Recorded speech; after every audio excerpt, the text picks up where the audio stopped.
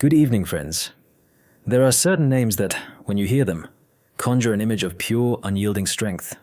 Chuck Norris, Sean Connery, Burt Reynolds. These were the titans, the men who seemed carved from granite, capable of overcoming any obstacle, defying any foe. They were our heroes, the unbreakable figures who graced our screens and fueled our imaginations.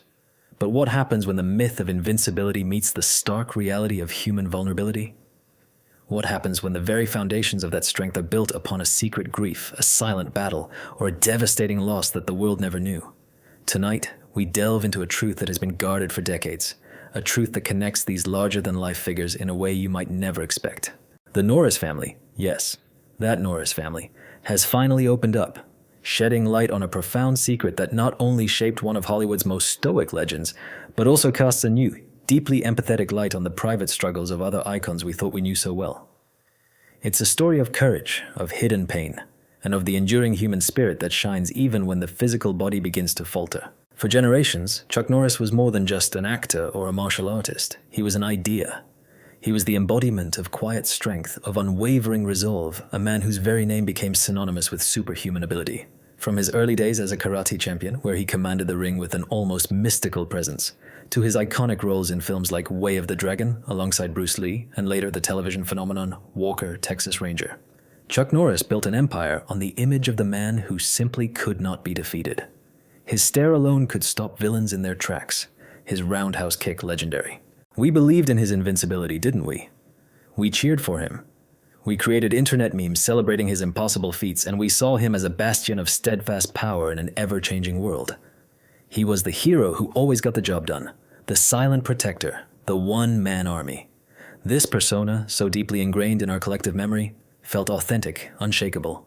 But behind that stoic gaze, beneath the layers of martial arts mastery and Hollywood myth-making, lay a profound, deeply personal grief that few, if any outside his closest circle, ever truly understood. The family now reveals that his quiet intensity, his unbreakable facade, was not merely a character choice. It was a lifelong armor, forged in the fires of personal tragedy. It began with the loss of his younger brother Wieland, who was killed in action in the Vietnam War. Imagine, for a moment, the weight of that loss, the unyielding pain of a family torn apart by conflict. While the elder brother was trying to build a career, trying to make sense of a world that took so much, this wasn't just a sad event. It was a foundational wound that shaped the very essence of the man we came to know. The family confirms that Chuck wasn't playing a character who was unbreakable. He was playing a man desperately trying not to break. His entire career became, in a way, a tribute to that lost brother, a silent promise to embody a strength that could, perhaps, defy even mortality. Later in life, as the world continued to celebrate his enduring toughness, another private battle began.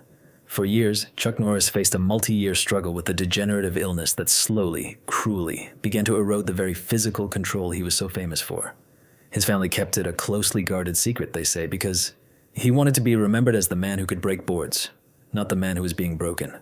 This quiet, agonizing fight against his own body, mirroring the silent grief he carried for his brother, underscores the immense burden of maintaining an image of absolute power. The world was laughing with a caricature of invincibility, while the real man was privately grappling with the very human pain that persona was designed to conquer.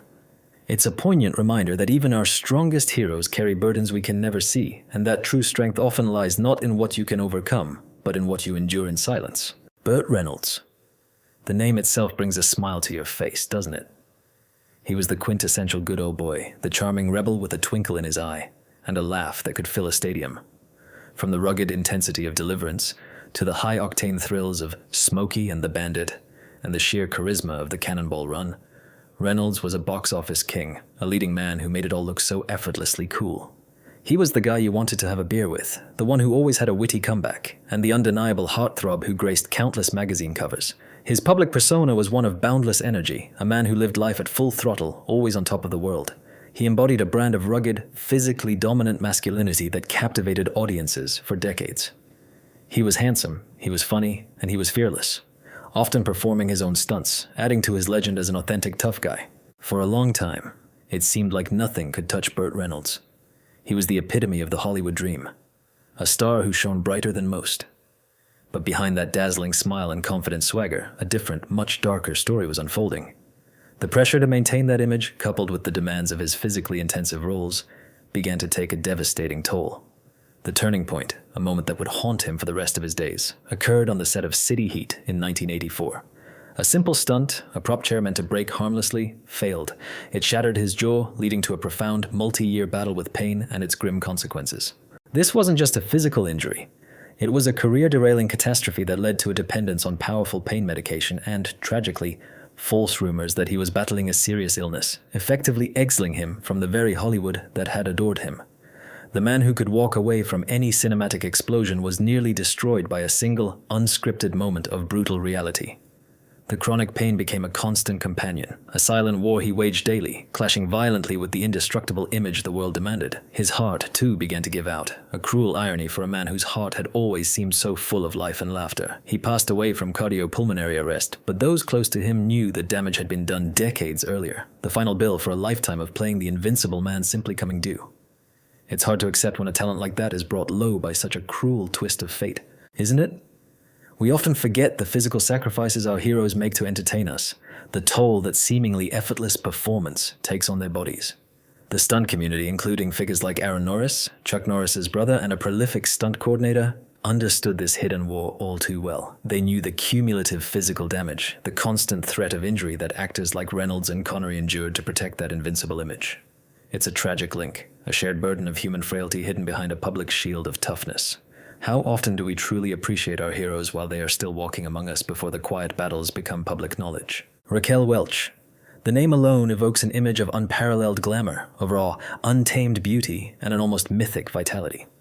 In an era where Hollywood was still defining its leading ladies, Raquel exploded onto the scene, a force of nature who redefined the very concept of a sex symbol. From her iconic fur bikini in 1 million years BC to her dynamic roles in Fathom and The Three Musketeers, she was more than just a beautiful face. She was a trailblazer, a woman who commanded the screen with an undeniable presence and an intelligence that often went unacknowledged beneath the surface of her stunning looks. She was an icon of physical perfection, an embodiment of eternal vigor, and for decades, she maintained that image with grace and unwavering professionalism. She seemed ageless, a testament to healthy living and an indomitable spirit.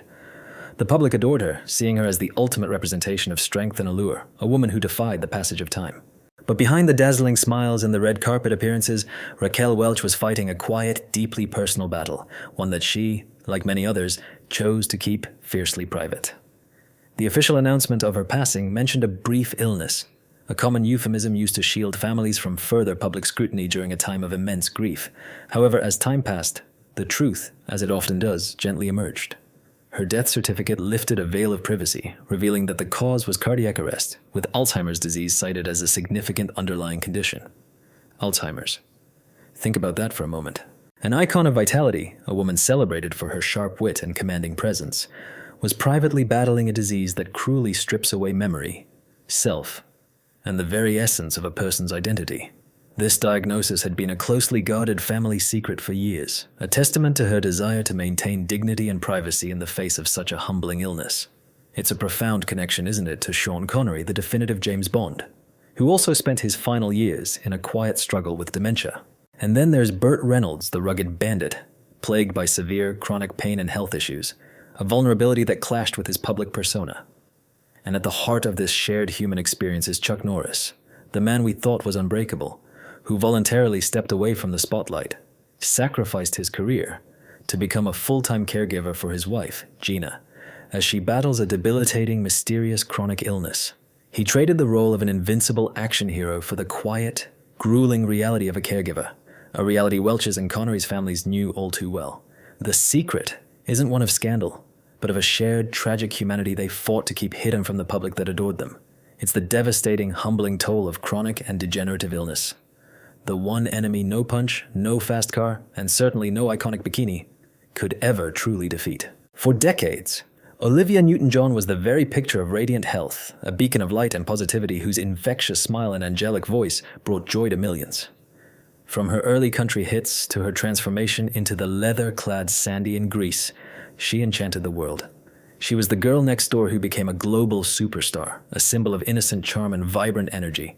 Her music, her films, her very presence exuded a gentle strength and an unwavering optimism that captivated audiences across generations. You know, it's hard to imagine now, but for so many of us, she was a constant in our lives.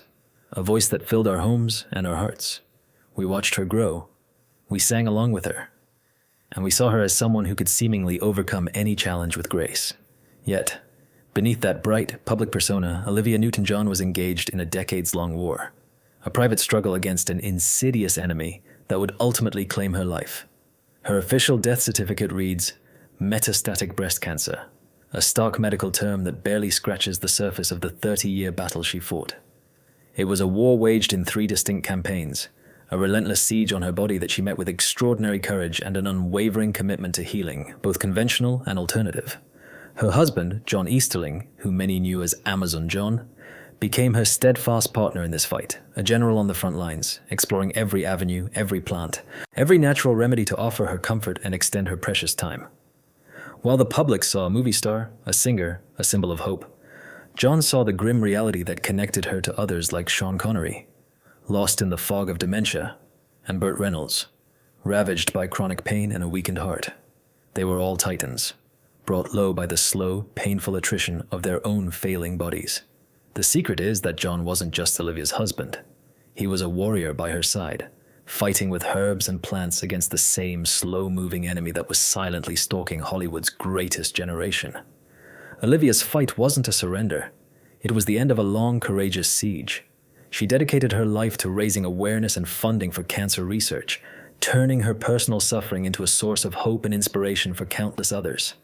The ultimate irony is almost biblical in its cruelty. John Easterling, a man who dedicated his life to finding miracle cures in the rainforest, who gave Olivia years of life and relief that conventional medicine couldn't, was married to the world's eternal symbol of vibrant, radiant health. He, the healer, fighting for her, the picture of vitality. He could hold back the tide, but he couldn't turn it. In the end, the man who believed nature had all the answers was powerless to save the one person who was his entire world. It reminds us that even with all the strength, all the love, and all the resources in the world, some battles are simply beyond our control. Please, share in the comments which of Olivia's songs or roles touched your heart the most, because as long as we remember her, she is never truly gone. Tonight, we've lifted the curtain on some profound truths, haven't we? We've seen how the myth of the invincible star, so carefully crafted and so eagerly consumed, often conceals a deeply human story of struggle, grief, and vulnerability. Chuck Norris, Sean Connery, Burt Reynolds, Raquel Welch, and Olivia Newton-John, each a legend in their own right, each carrying burdens the world rarely saw.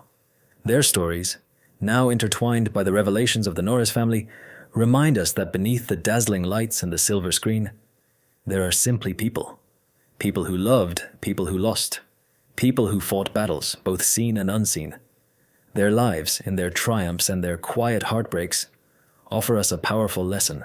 That true strength often lies not in never falling, but in rising again, in enduring, and in the love we share. The memory of these stars, their resilience, and their very human struggles will continue to shine brightly, guiding us to remember that empathy and understanding are perhaps the greatest legacies of all. Take care of yourselves and hold your loved ones close. Memory is the only thing that truly lasts forever.